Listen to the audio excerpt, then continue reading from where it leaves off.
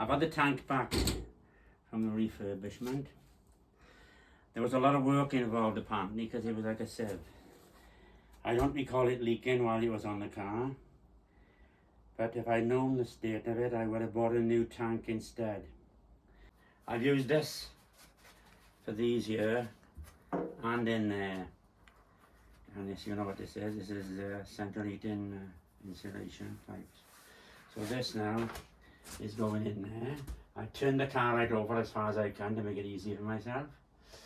So that's what we're going to do now. Right, there it is in position, and that was a bit of a fiddle. I would hate to put it down, put it in with its, when it's on his wheels. Anyway, I got the new sender unit. I don't know which way I'm going to go yet. Down the transmission tunnel or up over and around where it should go.